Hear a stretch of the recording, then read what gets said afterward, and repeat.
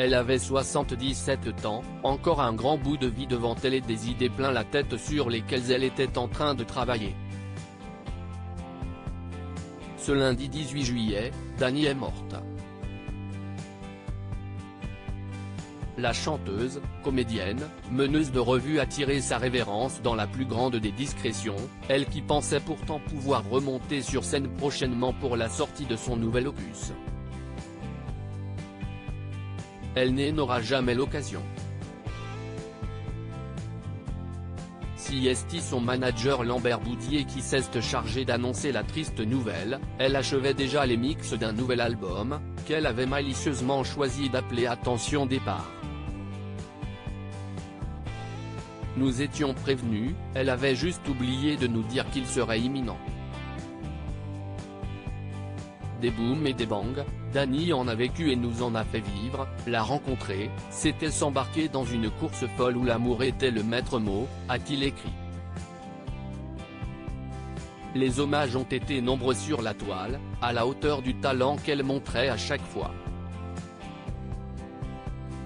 Ils seront sûrement autant le jour de ses obsèques. Le dernier hommage à Dani aura lieu dans sa ville de Perpignan.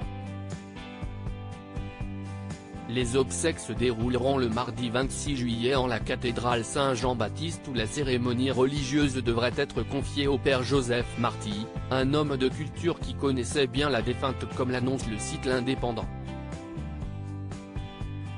La messe sera suivie de l'inhumation dans le caveau familial au cimetière Saint-Martin où ses parents et sa sœur Jeanne ont déjà été enterrés. Les chanteurs Kali et Etienne Dao, avec qui Dani a partagé le titre comme un boomerang, devraient être présents toujours d'après l'Indépendant. Un service d'ordre discret devra être déployé par la ville de Perpignan pour cette journée particulière en attendant l'hommage à Dani dans la ville de Paris.